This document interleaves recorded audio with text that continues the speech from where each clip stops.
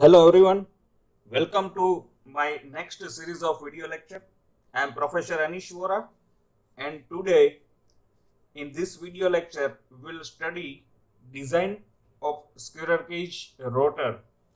Currently we are running a course on design of three-phase induction motor. As we know, in previous lectures we have studied how to calculate mean dimension, then how to design stator. In this video lecture, we'll calculate or we'll design squirrel cage rotor. So there are certain simple steps. We have to follow these steps and then we can easily able to calculate or we can design squirrel cage rotor. Let us take one example. Suppose we consider 40 HP, 400 volt, 3 phase, 50 hertz, 6 pole, delta connected induction motor, right? Then other data that is given, that is efficiency 87%, power factor that is 0.85 lagging. Then main dimensions are given. We need not to calculate main dimensions, that is 33 centimeter diameter and 17 centimeter, that is our stator core length. Then number of stator slots, that is given 54 stator slots, and current per stator slot, that is given, that is 14 conductor per slot. So this much of data is given and we need to calculate or we need to design squirrel cage rotor. We can assume whatever parameters we need, right? So what we exactly need to calculate? So first we need to calculate number of rotor bars. Then second, we need to calculate area of a rotor bar. Then third, we need to calculate area of end ring. Then fourth, length of a rotor core.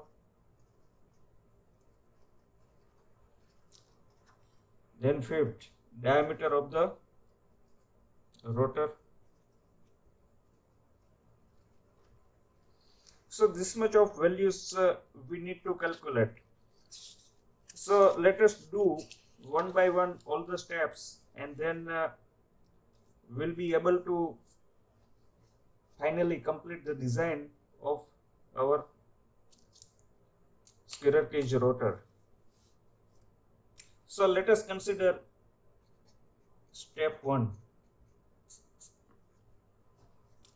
So first we start with area of a rotor bar.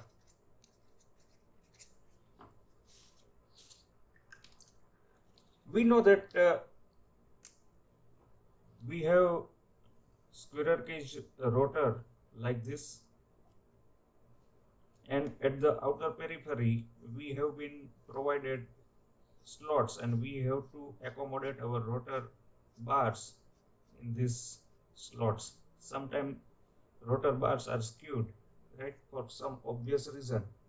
So we need to calculate this area of rotor bar. Before we start calculating area of rotor bar, we need to calculate current of a rotor bar. So if current is available, we can always able to assume current density of the rotor bar, and based on current of the rotor bar as well as current density of the rotor bar, we are able to calculate area of the rotor bar, right? So first step, we need current of the rotor bar. For current of rotor bar, in previous lecture we have considered one equation.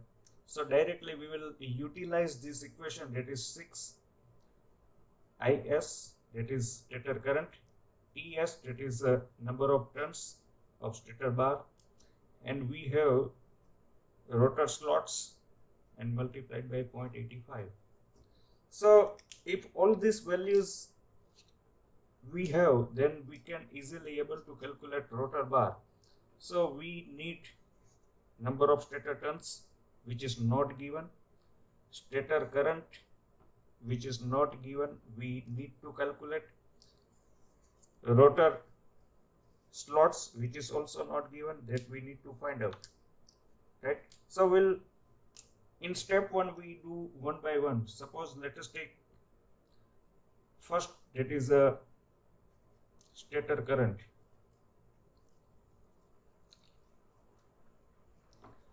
To calculate stator current, we have one equation, that is output, that is kVA, that is equal to 3 multiplied by induced EMF multiplied by stator current and multiplied by 10 raised to minus 3, and therefore Is, that is equal to Q divided by 3 multiplied by Es multiplied by 10 raised to minus 3.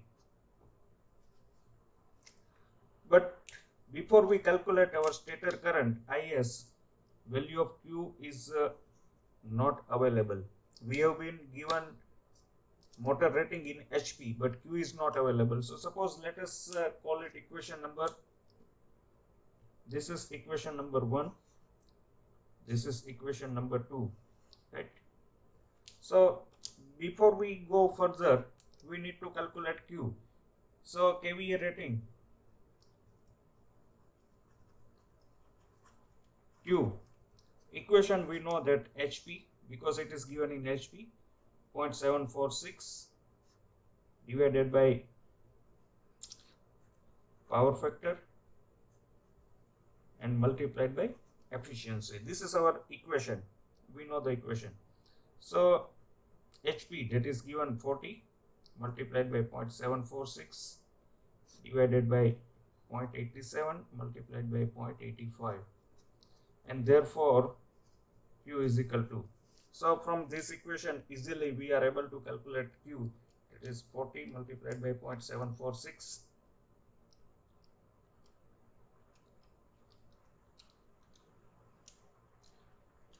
divided by 0.87 divided by 0.85, so it comes to 40.35, 40.351, right? So this is kVA. So we have calculated one of the parameters, that is Q, that is 40.35.1. So now we need to substitute this value of K into equation number 2. So let us do. So by substituting value of Q into equation number 2, we are able to calculate Is, that is 40.351 divided by 3 multiplied by 400 multiplied by 10 raised to minus 3, right?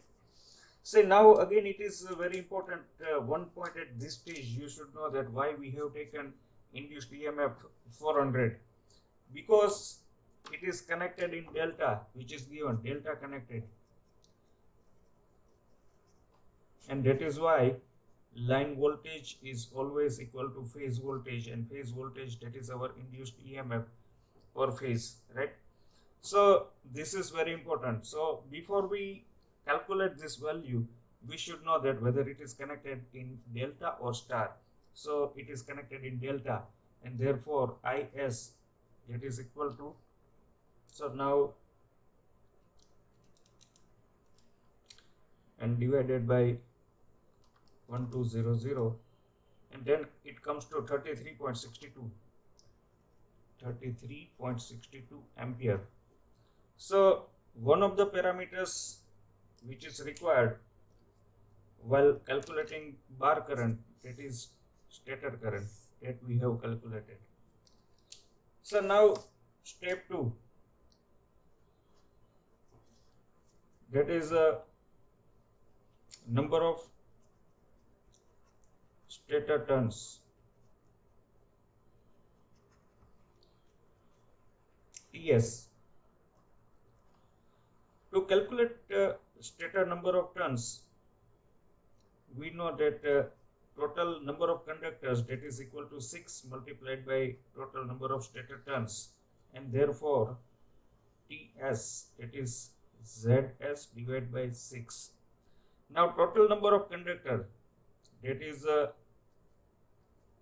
total number of conductor per slots multiplied by number of stator slots and divided by 6.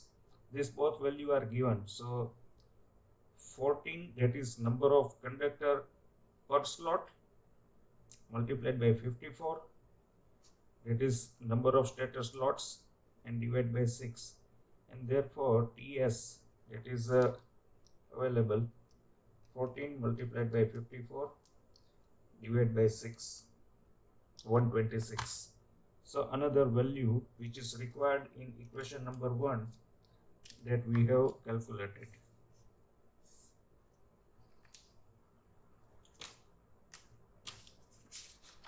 See now third value, that is a rotor slots. Say now in case of rotor slots, we have to follow certain rules to avoid certain harmonics.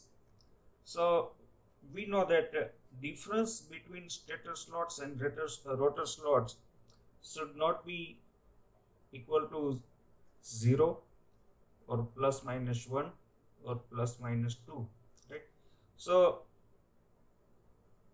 rotor slots cannot be exactly equal to the 54, so this is not allowed. Plus minus 1, so 54 plus minus 1, so 53 and 55, so this is also not allowed. Plus minus 2, so 52 and 56, this is also not allowed, right? Plus minus P or plus minus 2P, that is also not allowed. So plus minus P, so number of poles are given 6, so it is a 48 and 60, so this is also not allowed, right? Normally number of rotor slots are taken either plus or minus 10 to 15%, right? So plus minus 3 is eligible, or we can take these values. So plus minus 3 can be available, so 51 or 57, this can be taken, right?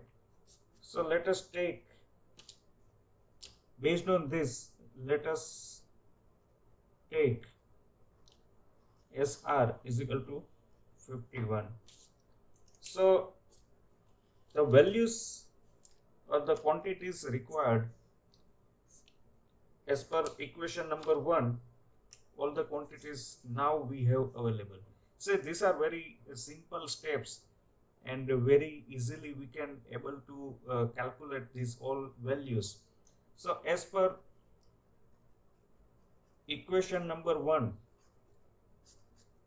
IB is equal to 6 times IS TS divided by SR multiplied by 0.85. Equation number 1 we have rewritten. So now all the values we have 6 multiplied by IS, that is 33.62 multiplied by 126 divided by 51 and multiplied by 0.85, and therefore IB is equal to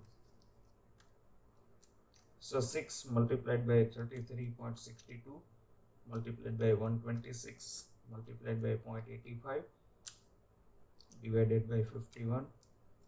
Then it comes to 4.423.61 ampere. So one of the quantities in first step we have able to calculate. So based on this value, now if we can assume current density of the bar, then area of the bar can be easily we are able to calculate. So let us assume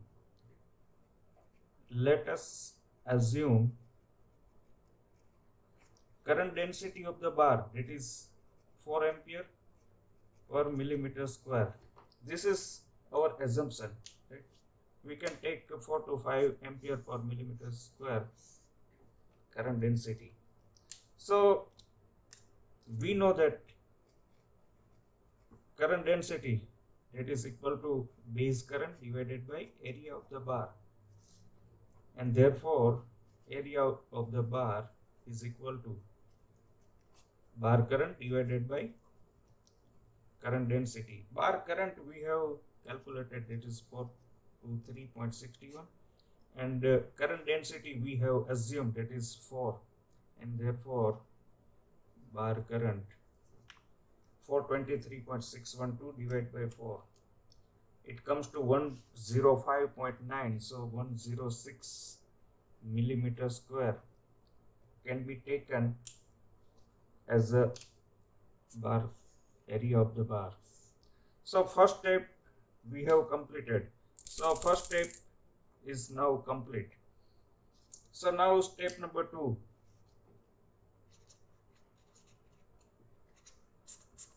Step number 2, that is area of end ring.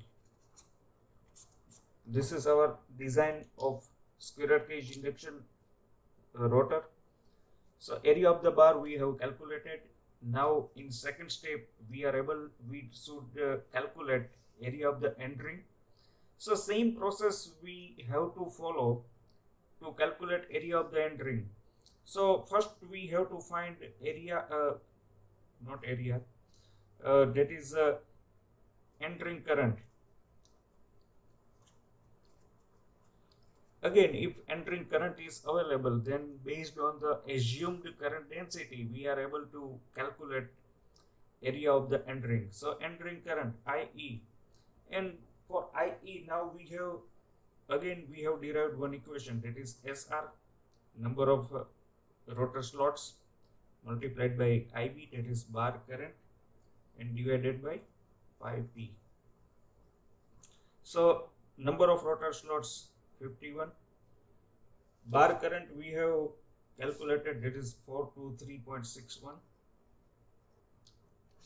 divided by pi, and number of poles are given, that is 6, and therefore IE is equal to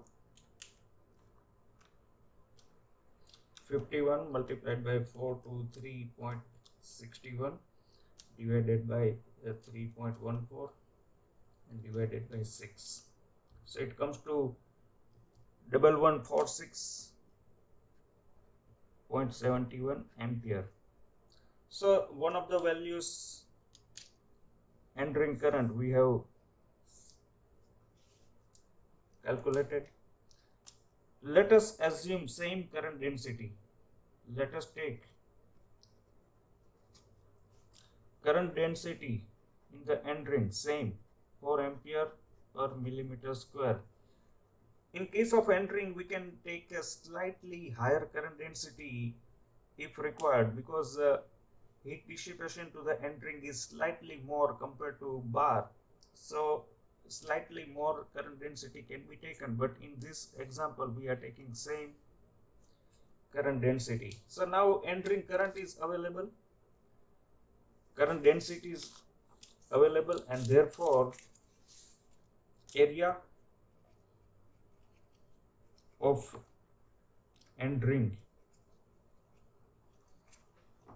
that is entering current divided by current density.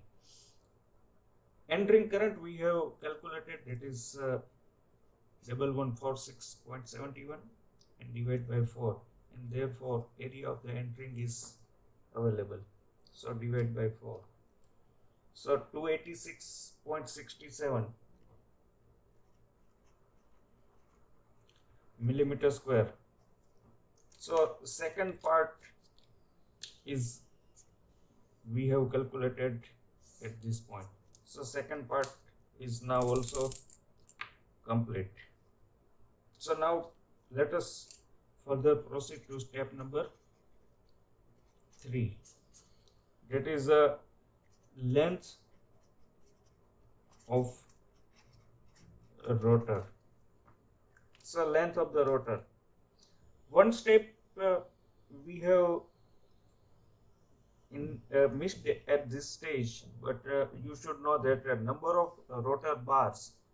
In case of squirrel cage induction motor, number of rotor bars are exactly equal to number of rotor slots. So rotor bars are exactly equal to number of rotor slots. So there is no need to calculate total number of rotor bars. So step number 3, that is the length of the rotor. Let us assume length of rotor is exactly equal to the length of stator core, and therefore LR, it is a 17 centimeter. So there is no need of any calculation. Similar length can be considered. So third step we have completed, and the last and fourth step, it is the rotor diameter. Say now here it is important to understand how to calculate the rotor diameter. So we know that this is our stator bore diameter, and main dimension, that is D, it is given, right? Then we have outer diameter, but currently we are not interested in calculating outer diameter. So this is a outer diameter, and this is DO, outer diameter, right? But we are interested in calculating our rotor diameter. So in between we have rotor diameter. So we are interested in calculating rotor diameter. Between stator and rotor, we can see that we have air gap. So based on this figure, as we understand, diameter of the rotor, that is slightly less than stator bore diameter, that is D, minus LG, air gap length on both the side, so 2 times LG. So this equation we can use to calculate rotor diameter, and that is always slightly less than stator bore diameter. So let us calculate rotor diameter. Therefore rotor diameter, that is dr, that is D minus 2lg. We do not have air gap length, it is not given, so we need to calculate air gap length. So first let us calculate air gap length. We have very simple one empirical formula, that is 0.2 plus 2 times under root D and L. Here one point we have to take care, that is we have to take D and L both in meter, and the result of air gap will come in millimeter. So 0.2 plus 2 times. Now D and L both are given in centimeter, as or our given data. So we need to calculate, we need to convert into meter. So 0.33 and 0.17. So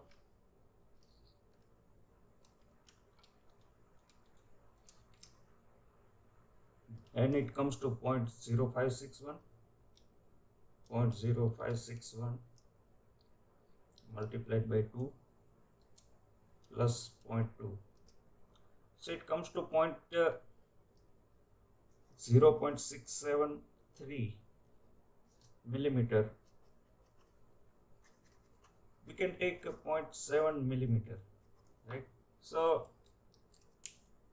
we have calculated air gap length. So air gap length is calculated, and based on this value, and therefore rotor diameter, that is d minus 2 times lg, and that is equal to d is given 0.33 minus 2.